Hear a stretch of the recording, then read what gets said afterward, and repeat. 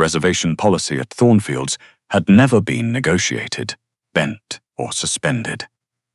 Not for senators, not for hedge fund managers, not for the occasional celebrity who arrived believing that fame functioned as a booking confirmation. The policy existed because Daphne Muro enforced it, and Daphne Muro enforced it because she was the one who had to look a family of 4 in the eye and explain why their table had been given away.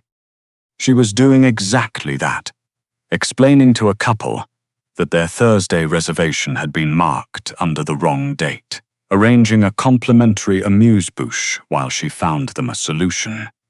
When the front door opened and 4 men walked in, as if they'd already decided the building was theirs, Daphne noticed them the way she noticed everything in her section.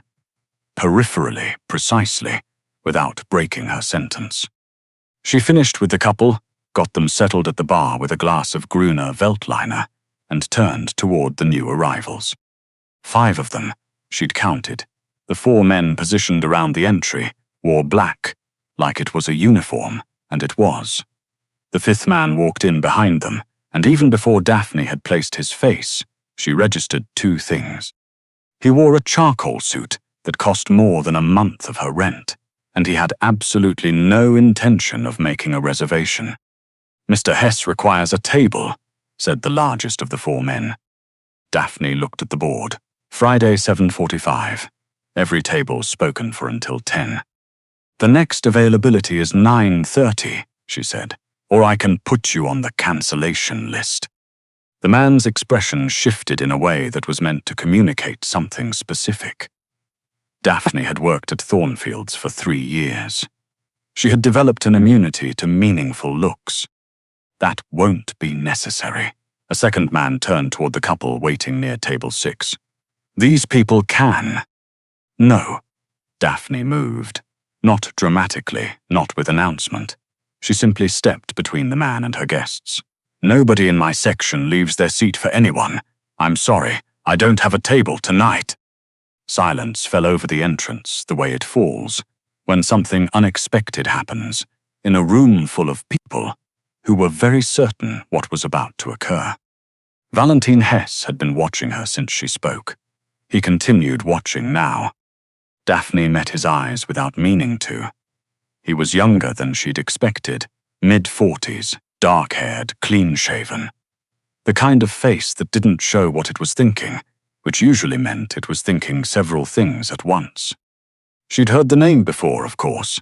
Everyone at Thornfields had heard the name Hess Capital. Private equity, the kind of money that moved quietly and arrived with 4 men who didn't eat.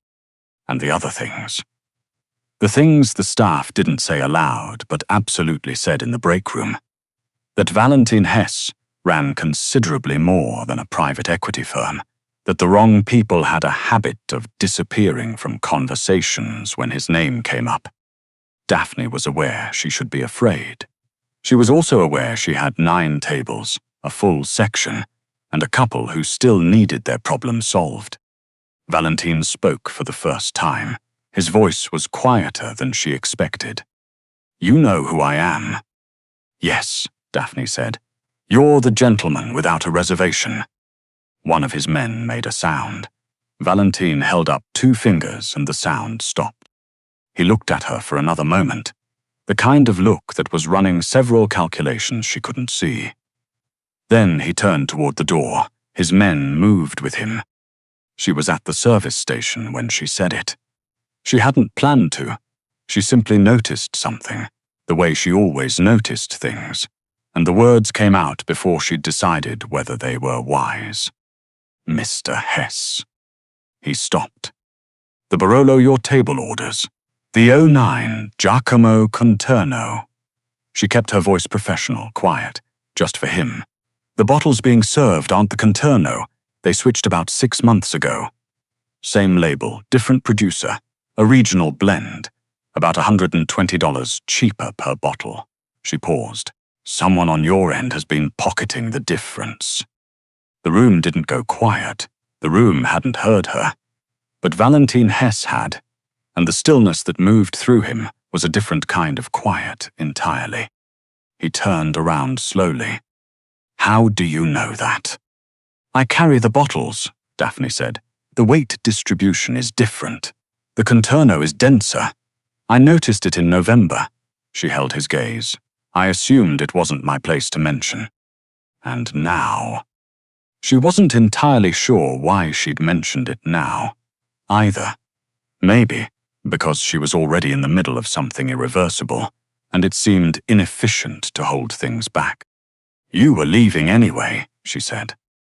Valentine looked at her for a long, still moment. What's your name? Daphne. He repeated it once, like he was filing it somewhere useful. Then he left. Daphne went back to table 9 and apologized for the delay. Valentine Hess called ahead the next evening. The hostess found Daphne in the break room and delivered the news with significant eye contact. Mr. Hess, reservation for 6 at 8 o'clock, requested her section specifically. Daphne said, and went back to folding napkins. He came. He sat. He ordered the actual contorno, which Daphne confirmed personally because she'd pulled the bottle herself from the cellar. He didn't mention the previous night, neither did she. She did her job. He ate dinner with his men and left a tip that was, mathematically, 38% of the check. Precise, not showy. That should have been the end of it. It wasn't. The following week, Valentine returned. The week after, twice. By the third week, his reservation had become the kind of standing arrangement the hostess simply assumed, the way she assumed the Briarwood table on Tuesday evenings and the Patterson group every other Thursday. Something had shifted in his ordering habits. He'd started requesting wine recommendations, not from the sommelier, from her. She gave them honestly. When a vintage he suggested was overpriced for what it was, she said so. When he wanted to order a second bottle of something too heavy for what the table had already eaten, she said, "You'll regret it by the second glass." He looked at her with an expression she was beginning to recognize. The one that said something surprising had just occurred in a room where he hadn't expected surprises. He ordered 1 bottle. He did not regret it. 3 weeks into this rhythm, a Friday came when Valentine arrived 11 minutes early, without a reservation. Daphne looked at the booking sheet, then at his large man approaching the host stand. Mr. Hess's reservation. His reservation is for 8. It's 7:49. She checked the seating chart. Table 7 isn't cleared. We'll wait at the table. You'll wait at the bar. The man looked at her. She looked back. This had been their dynamic for weeks now, and she had stopped finding it stressful. Valentine appeared behind him. Problem. No, Daphne said. Your table is ready at 8. The bar is available now. She paused. And there's a same-day adjustment for walk-in gaps. Valentine's eyes narrowed slightly. I have a standing reservation. For 8. It's 7:49. The policy applies to the gap. What's the adjustment? $50. His large man made a sound that was definitively incredulous. Valentine reached into his jacket, removed his wallet, and placed a 50 on the host stand without further comment. Daphne took it, filed it under the policy binder where it belonged. In the break room later, her co-worker Marcus leaned against the lockers and stared at her. You charged Valentine Hess a gap fee. It's in the policy. Nobody enforces the gap fee. I'd do. Marcus stared for another moment. You're either the bravest person in this building, or you have completely lost your mind. Daphne hung up her apron. The policy exists so I can enforce it. That's how policies work. His name, she eventually learned, was Dex. He came in on a Thursday. No Valentine, just himself and 2 others, sat in her section and ordered a white burgundy far too refined for someone who spent the meal with one eye on his phone. He was 32 or so. He smiled at Daphne twice. On the third occasion, he left a business card beside the dessert menu with a number handwritten on the back. She was still holding it, The next evening, when Valentin arrived for his standing Friday reservation, she hadn't called. She hadn't planned to. But the card had been sitting on her station, and Valentin's seat faced that direction, and Valentin, she had learned, noticed everything in a room he occupied. He said nothing on Friday. On the following Tuesday, unprompted, mid-meal, the man from Thursday, first visit. Daphne set down the water glass. Yes. He requested your section specifically. Most people request my section now. She kept her voice even. I'm good at my job. Valentin turned his fork once. He left you something. His card, I didn't call. A pause. Why not? Daphne thought about it honestly. He ordered a Bâtard Montrachet with Dover sole. The wine was too big for the fish. It said something about his judgment. Valentin was quiet for a moment. That's a specific reason not to go to dinner with someone. I have specific standards. Something moved through his expression, not quite amusement. Something quieter and considerably more attentive. He didn't bring it up again. But the following week he mentioned a restaurant in Tribeca. Chef sourced from the same farms Thornfields used. Interesting technique. The kind of place that didn't take walk-ins, and said she would have opinions about it. Daphne looked at him. Is that an invitation? Valentin met her eyes. That depends on whether you'd come. She thought about it for 2 days. Then she told him yes. She did not go as his date. She made that clear, and he accepted it without argument, which was itself a kind of answer. She went as someone who had been invited to a restaurant, which was a different thing entirely. The food was extraordinary. The chef came out mid-service, and Valentin introduced her as Daphne Muro. She manages the floor at Thornfields, and will tell you exactly why your fennel in the 3rd course is competing with itself. The chef looked startled. Daphne felt warmth rise to her face. She said what she'd noticed, quietly, expecting the chef to be polite about it. Instead, the chef laughed, genuinely, acknowledged it, and asked her to explain. For 30 minutes, Daphne talked about food the way she talked only to herself. About balance, about acid and fat, and the particular arrogance of a preparation that tried to do too much at once. Valentin sat beside her and said almost nothing, and she understood afterward that he had introduced her precisely to create that question. He had given her the room deliberately. The trouble arrived an hour later, when a woman from an adjacent table drifted over. Polished in the expensive, effortful way that looks effortless. She greeted Valentin with the familiarity of old business, then turned to Daphne. So this is the waitress. Daphne smiled. Daphne Muro. Of course. The woman. Clarissa, some advisory firm connected to Hess Capital's social orbit, tilted her champagne glass. Valentin's been talking about you. He has such a good eye for talent. Something in the phrasing was doing specific, careful work. Nothing openly wrong. Just the quiet architecture of it. His eye, his discovery, talent he had identified. Over the next 40 minutes, she heard it 3 more times. Valentin's find. The woman from his restaurant. She's been advising on his wine selection. He's taken her under his wing, apparently. Daphne set down her glass. She looked across the table at Valentin. He was already looking at her. Did you tell people you were mentoring me? No. She believed him immediately. That was what made it harder. His name was large enough to generate its own gravity. Everything near it began orbiting, acquiring meaning it hadn't earned. When Clarissa returned for another introduction, "This is Valentin's. Daphne Muro." She said it before the sentence could finish itself. "I manage the floor at Thornfields, where I've also developed a significant part of the wine program over 3 years." She kept her voice pleasant. Not his. Mine. Clarissa's smile tightened marginally. "I'm here tonight because the food is excellent and I was invited," Daphne continued. "Not because of anyone's mentorship or discovery, but I appreciate the introduction." Clarissa moved on. When Valentine leaned slightly closer, his voice was low enough for only her. "I didn't arrange any of that." "I know," Daphne said, and stared at the tablecloth. "That's exactly the problem." She thought about it for a week.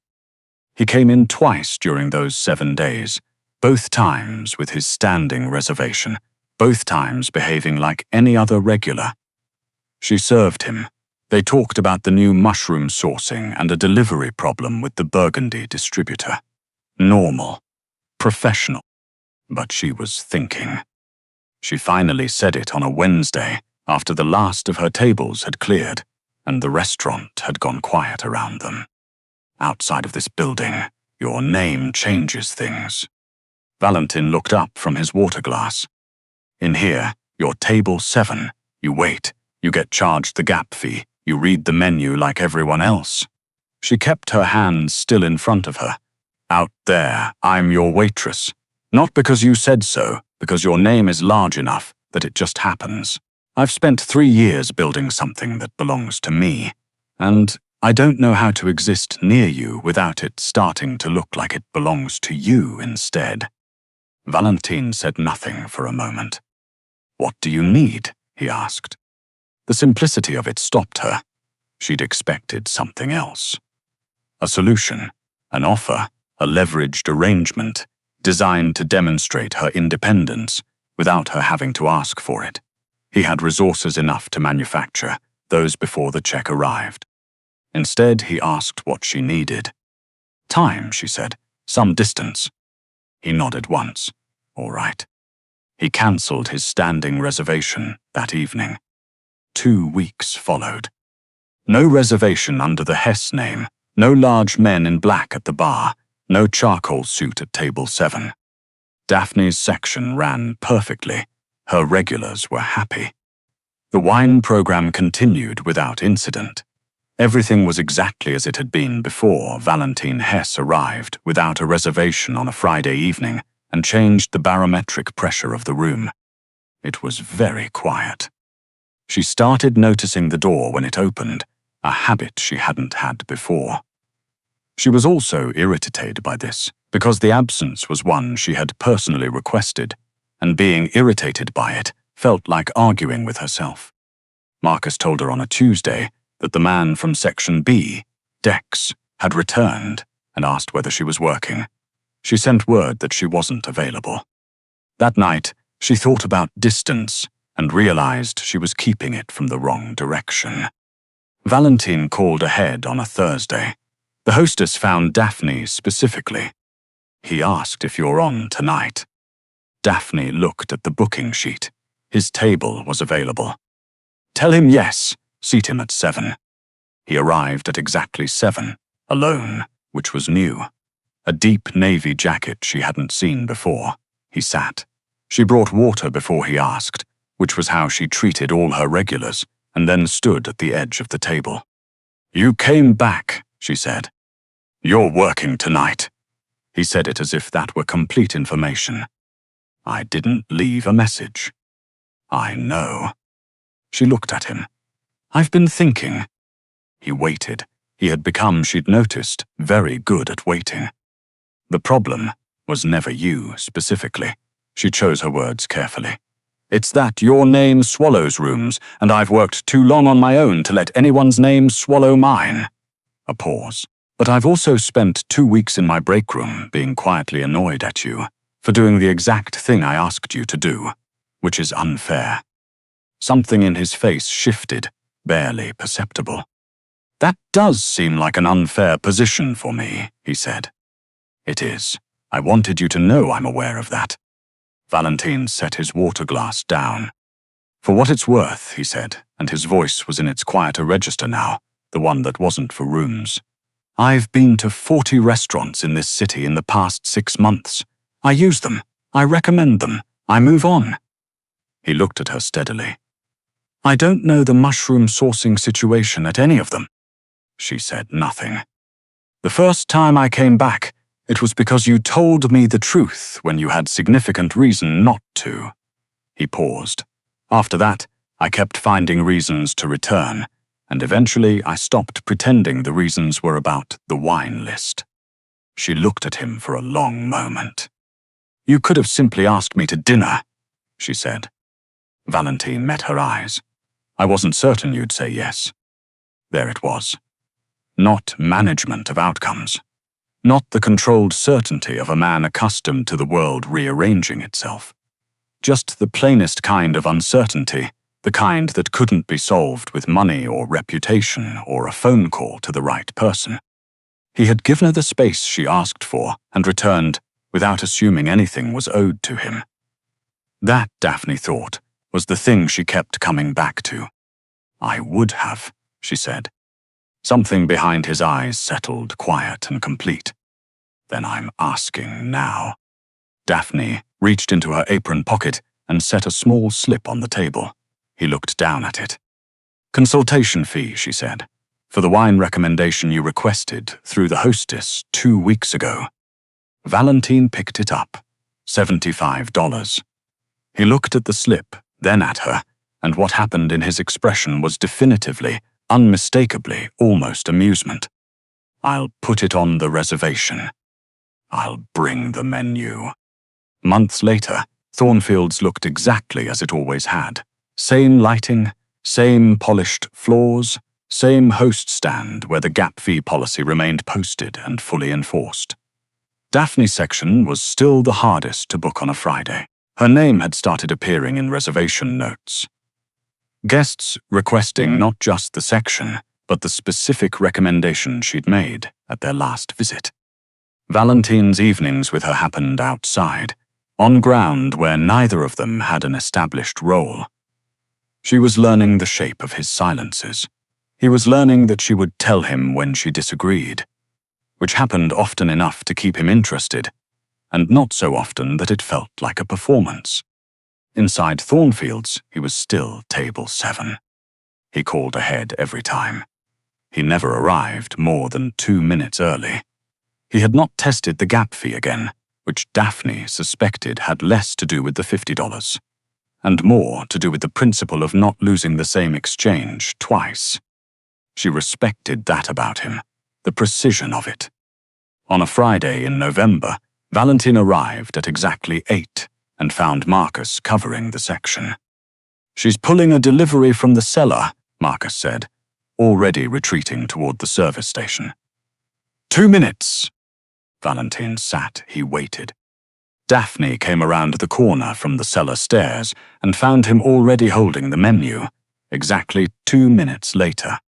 "You waited," she said. 2 minutes. He didn't look up from the list. "I've been told I'm capable of it."